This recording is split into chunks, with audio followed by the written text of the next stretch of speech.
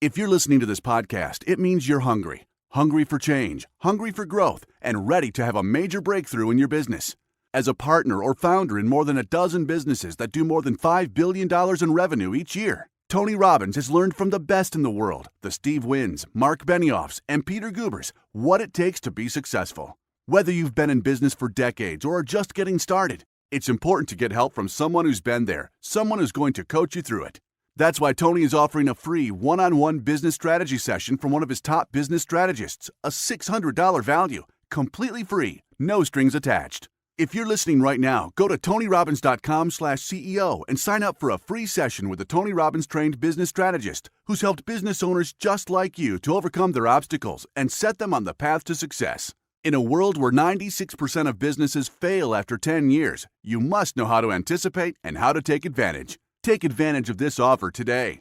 And now, back to the podcast.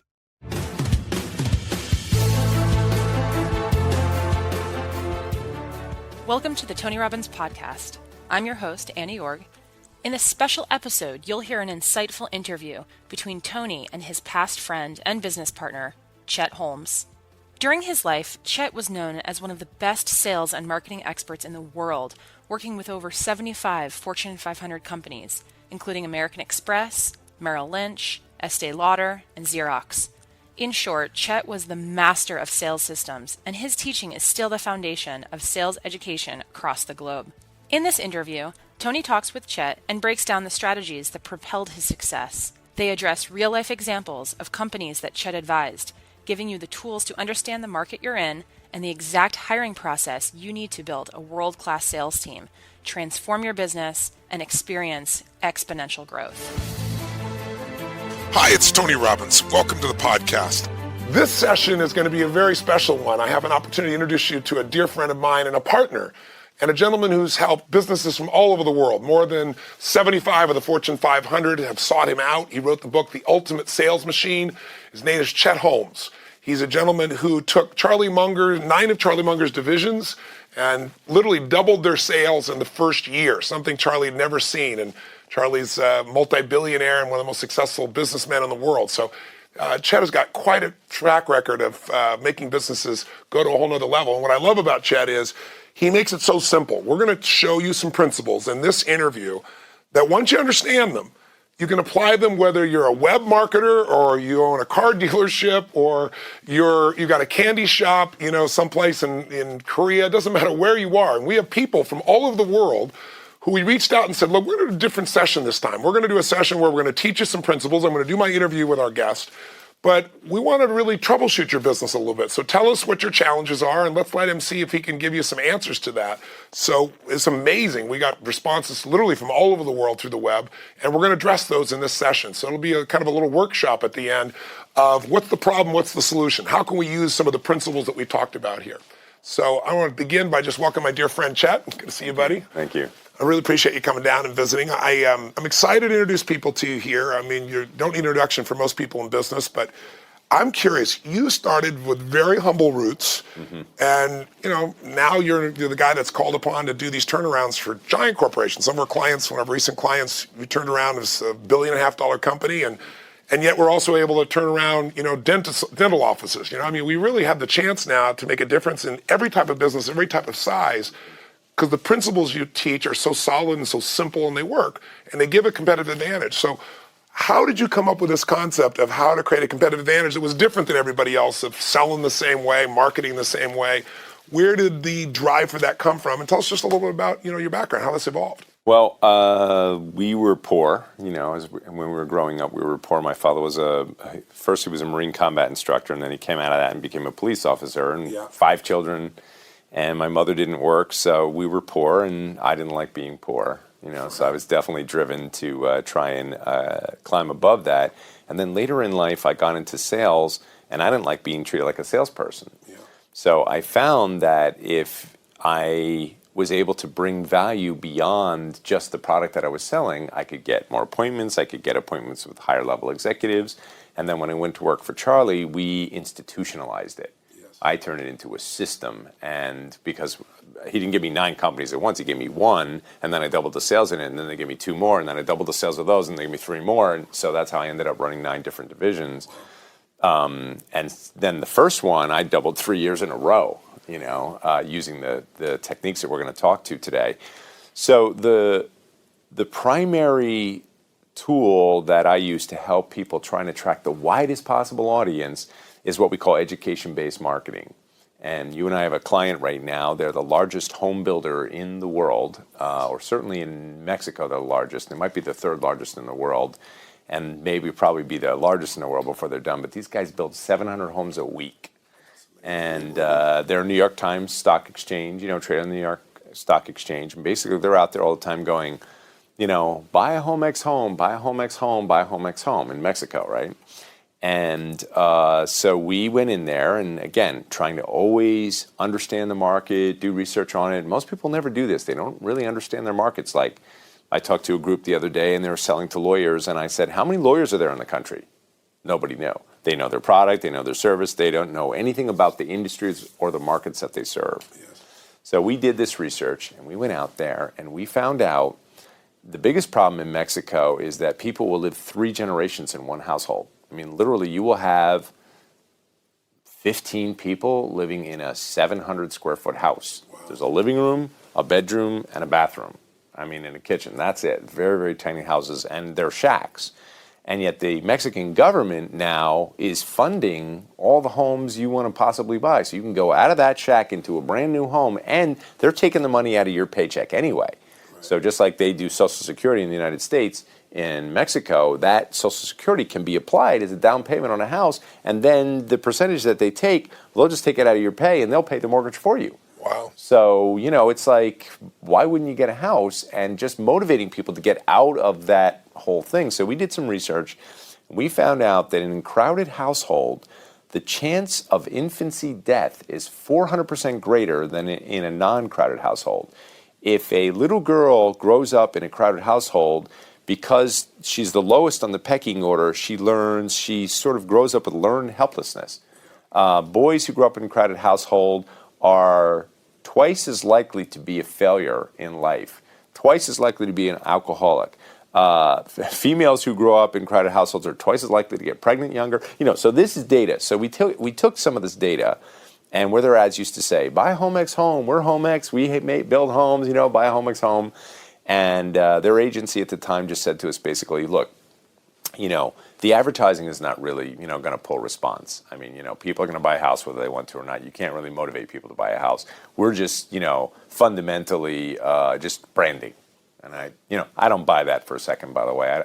I do not believe that if you're advertising, you should be pulling response. And it's a waste of money otherwise. Like, while I'm branding, let me pull some response. So we started running the ads, and we started saying, did you know the chance of infancy death in a crowded household is 400% greater? Did you know that blah, blah, blah, blah? And then, we set up the whole stage, and the first week that the ads ran, the month prior, they pulled 7 phone calls. This is $1.5 billion company, by the way, so people know. Yeah, and the first week they ran the ad, they pulled what we thought at first was 1,300 inbound phone calls. Later on, we found out it was 2,300 because 800 went into nothing because we filled up their voicemail. Nobody could answer any more calls, so they were able to track 800 lost calls. And that alone, for a company doing 700 homes a week, in some weeks has boosted their sales 300 additional homes. Wow. It's extraordinary. It's extraordinary. And this is the value of education marketing. It's knowing what your audience really needs to know in order to get them to understand what they need to do, fulfilling the need after you've established what the real problem is. And I've watched you do this again and again in just any kind of industry you can imagine. Let's say I have a little restaurant. This one of the type of people that wrote into us. And I'm in my restaurant, and right now the economy's tightened. People are spending more time at home. They're eating less at the restaurants. I've got great food. I got a great restaurant. I got great service. But I can't keep the restaurant full. I'm advertising. I'm spending more dollars on advertising than before. People are just not coming in. And there are people right now like that are closing up. Take that case. What would you do with this? I know one of your strategies that you teach. Okay, so we teach a concept. It's called the best buyer strategy. And so you probably eat out, I don't know, 5 nights a week. Sometimes it's 7 nights a week for me because I'm traveling all the time. Sure. So actually that's a good story because I can give you a case in point. There's this little gourmet restaurant in a motel in our neighborhood. And so I never even noticed it. It's like Ricky's Bar and Restaurant, it says, in a red neon thing. And it's in a motel. So it's not like I'm stopping in there, But some neighbor of ours takes us there one night, and that's like, oh my God, the food is fantastic. It's really great. So, but the place is, so we start going there regularly, and I have food allergies, and so I will tend to focus in my neighborhood in like 3 or 4 restaurants, and then I'll train them so that if I take you out for dinner, I'm going to take you to a place where I don't have to explain that I'm allergic to this and that, and the waiter already knows. And then I tip them heavily, So anyway, I start going there a lot, and the wait staff is great. The food is fantastic. I know the menu. I don't even have to look at the thing. And one Tuesday night we're in there, we're the only people in there. The restaurant is empty.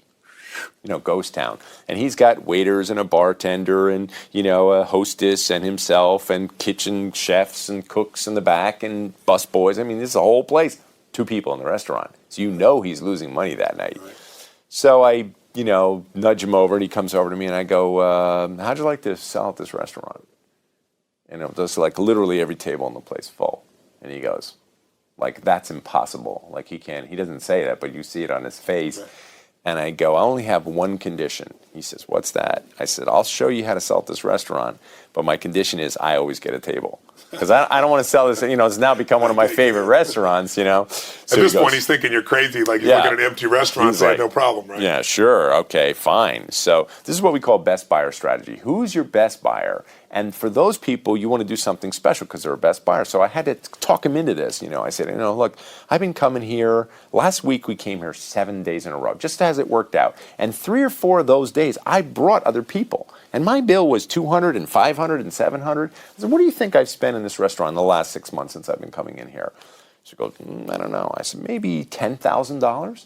I said, how many of your diners that are coming in here spent $10,000? He goes, not a lot. And I go, well, wouldn't you like to have just those kind of buyers in here? He goes, yeah, well, how do I get them? And I said, well, we use a thing called the best neighborhood strategy.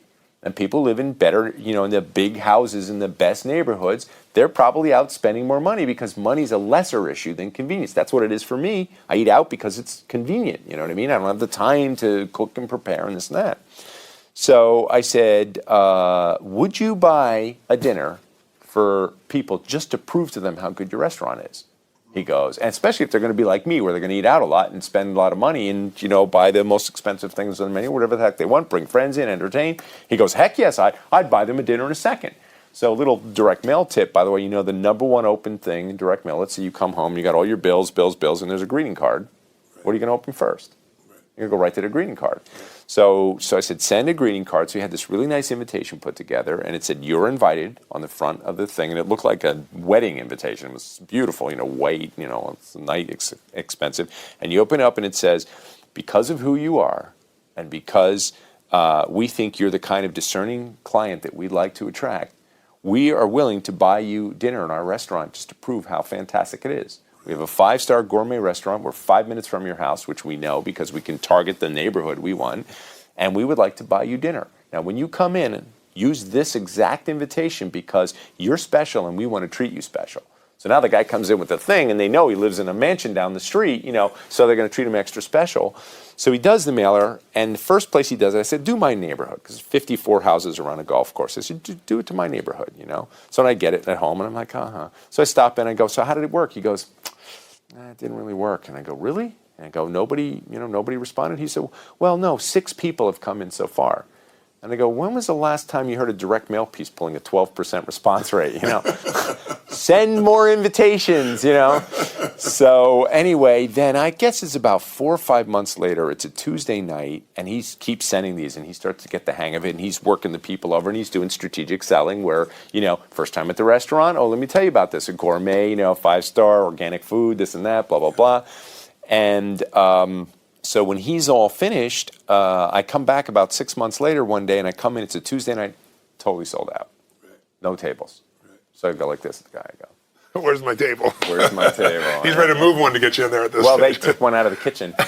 And they put a nice white tablecloth on it, put it over in the corner, and my wife and I sat down and had dinner. What's so beautiful about this strategy is it doesn't cost a lot of money.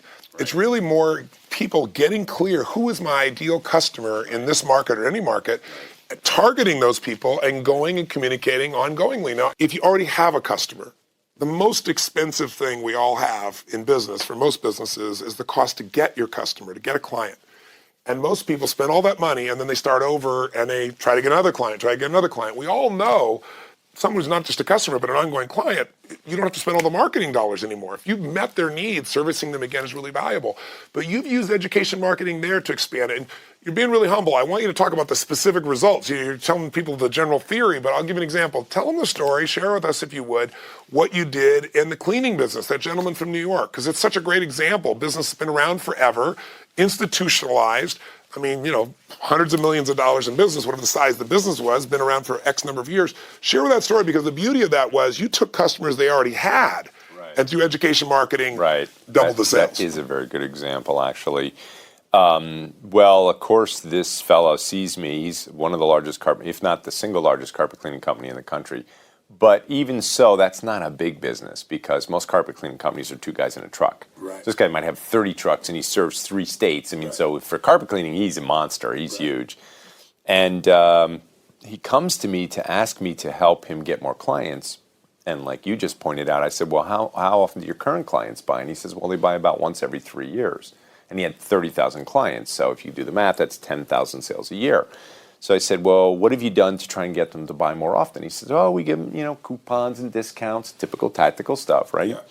So we go out again, do the research, right? Use the group that you and I use, and we go out and we do some research, and we find out, lo and behold, a PhD who's the head of the indoor air quality studies for the Environmental Protection Agency, had actually studied the impact of the quality of the health of your environment based upon the cleanliness of your carpet.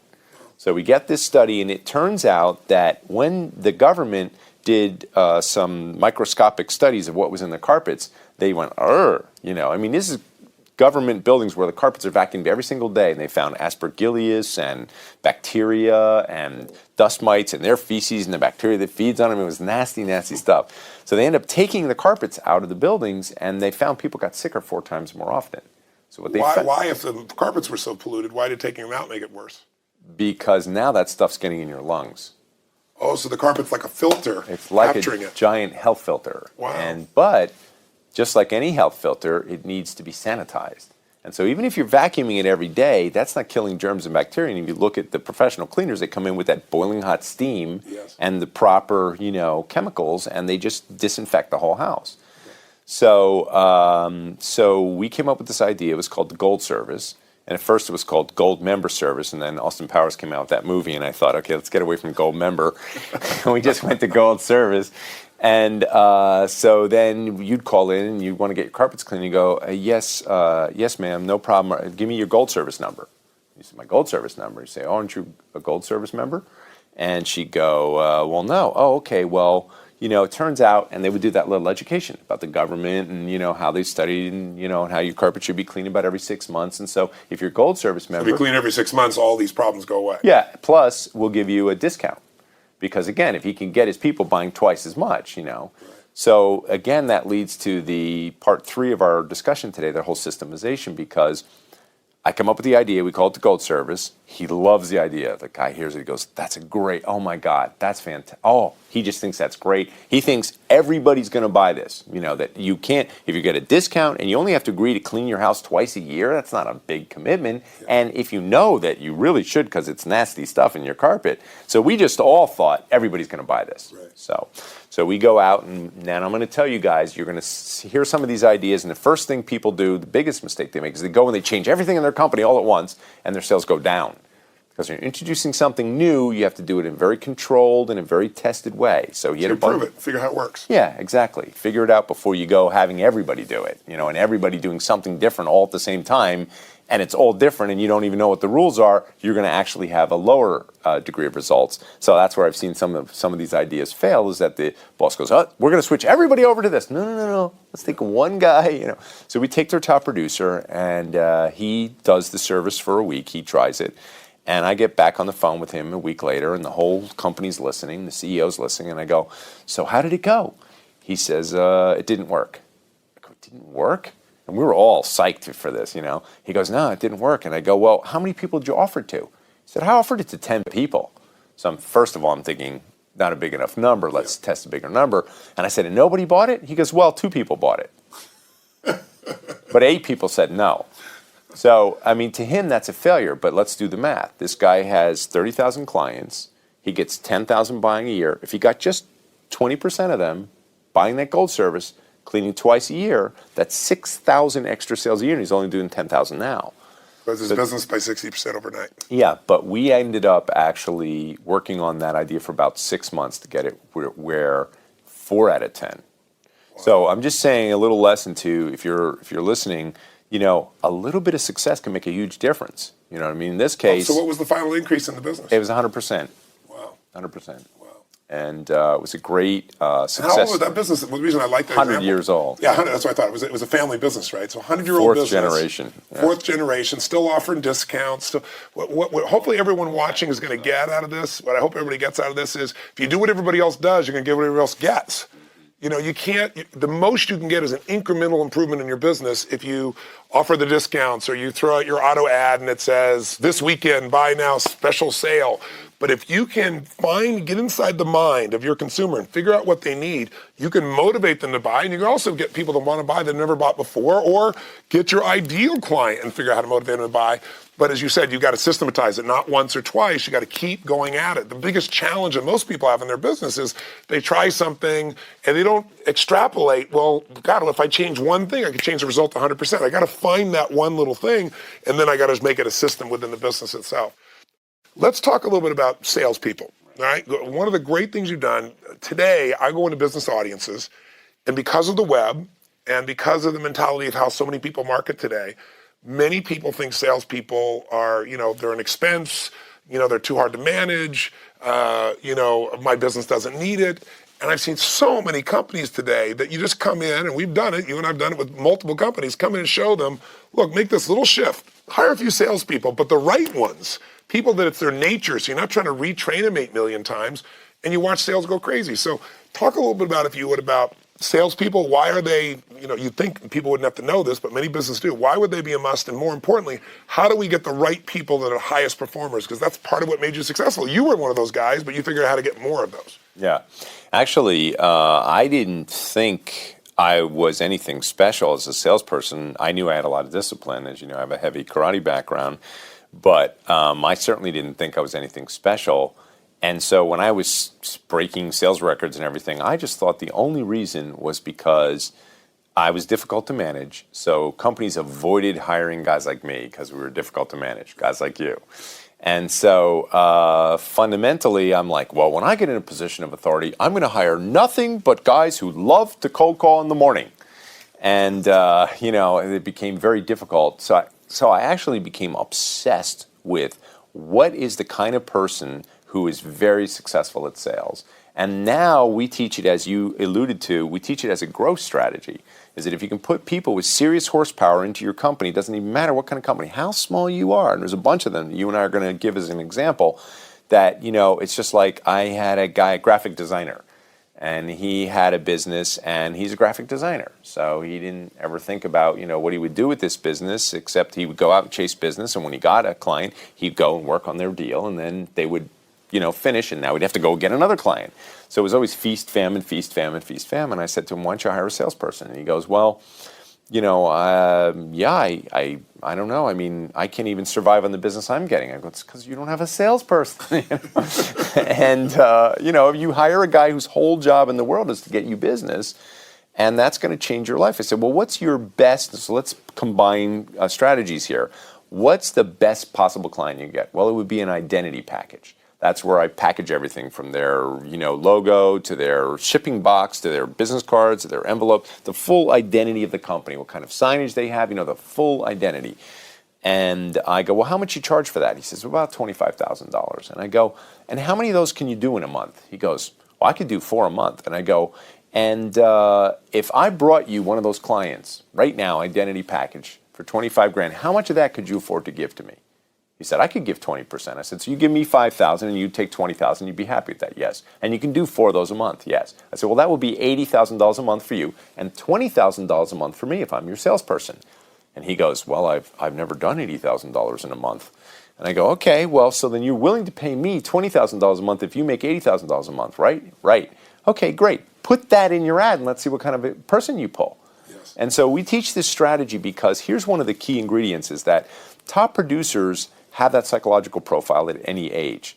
And then we've designed all these techniques just to find them. Yes. So here's one of the techniques. And you'll appreciate this and you'll get it right away, is that what we do is we reject the candidates in the first 30 seconds of any conversation. And so let's say that I'm trying to find you top producers. And I say to you, okay, Tony, here's what I want you to do. Have one of your people set me up to screen 10 people from 5 to 6 o'clock on Monday night. And you say to me, you're going to interview 10 people in an hour? No, I'm going to decide who I want to interview. Okay, so you set up to 10 people, and you and I get on the phone together, and I've done this 100 times. And then I dial out, and I bring the first guy in. So the first guy comes in, he's just on the phone. I say, okay, Bill, and you're listening. And I go, okay, Bill, look, we got 55 candidates for this job. Tell me why we want to interview you. So Bill goes, well, can you tell me a little bit more about the job? And I go, you know what, Bill, that's a long conversation. And one of the key lines we put in every ad, it says, don't even call. You'll see my ads running everywhere, right? Because I've been teaching this for years. But it says, don't even call unless you're the best. So, and can prove it or something like that. And so I'll say, Bill, the ad said, don't even call unless you're the best. So we're determining right now who we even want to interview. Why do we want to interview you? And 9 out of 10, this is what you get. You'll get, well, let's see, I like sales. And I like people.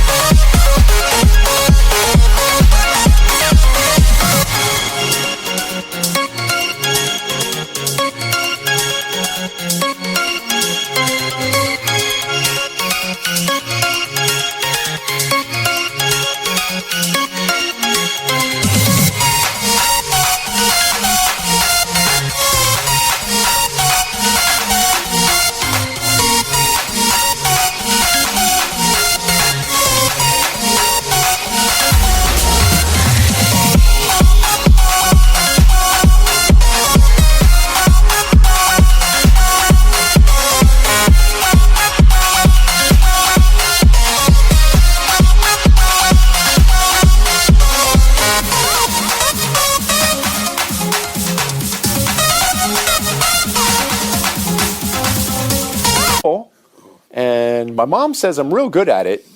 And you know, I believe if I really believe in your product, I can sell it. And no matter what the guy says, here's what we'll say. We'll go, I'm really not hearing top producer. And you hear this silence. And 9 out of 10 will go like this. They'll go, you're not? And I'll go, no. Complete conviction that you are not a top producer. And the guy goes, well, okay. All right, well, thanks for your time. No problem. Bye. Click, off the phone.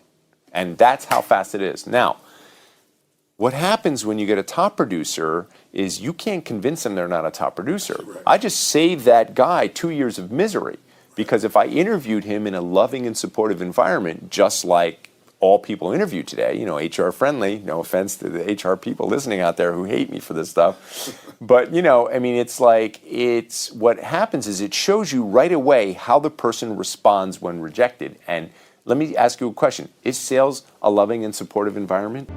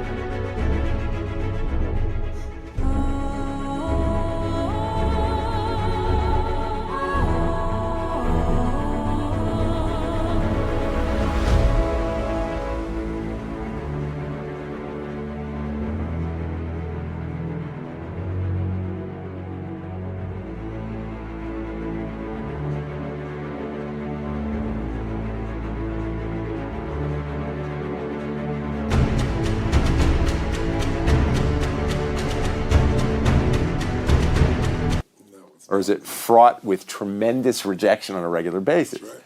So I had one guy say to me, I go like this, I go, I'm really not hearing top producer. And the guy says, well, maybe you're deaf. You know, and he starts, you know, and then he starts saying, because the last job I went into, he said, I was the new guy, and after 8 months, I started passing people who'd been there for 8 years, and the job before that, I broke every record. I'm like, that's what I'm looking for. He's selling. I'm pushing him away. He's pushing harder back. And that's psychological profile. Now, here's the thing. The real key, and again, you can't discriminate by age, so one of our key lines in our ads all say, young or old, if you have the stuff, we'll know.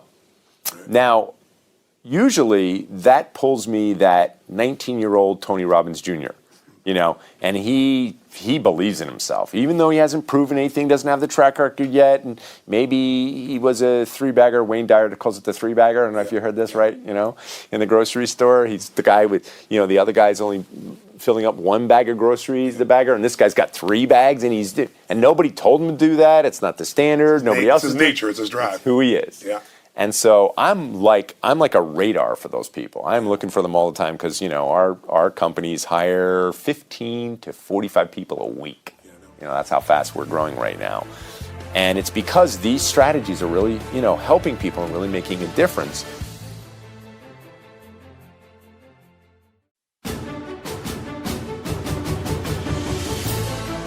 Do you have the right mindset and skills to take your business to the next level? Business Mastery is the only event in the world created by Tony Robbins to prepare you to master the mindset and skills you need in business to elevate your game. A one-of-a-kind, immersive program, Business Mastery will allow you to understand the critical factors impacting your business, then refocus and realign with the strategy and psychology you need to compete and innovate in any economy. Remember, business success is 80% psychology and 20% mechanics. If you're ready to learn and master the strategies to help you grow your business and stay competitive, then don't hesitate. Apply for the next Business Mastery program now. Learn more about the Business Mastery event at www.tonyrobbins.com. The Tony Robbins podcast is directed by Tony Robbins, hosted by Annie Yorg, and produced by Carrie Song. Brooks Loro is our digital editor. Tyler Culbertson is our media coordinator. Special thanks to Diane Adcock for her creative review. Our website is tonyrobbins.com/podcast.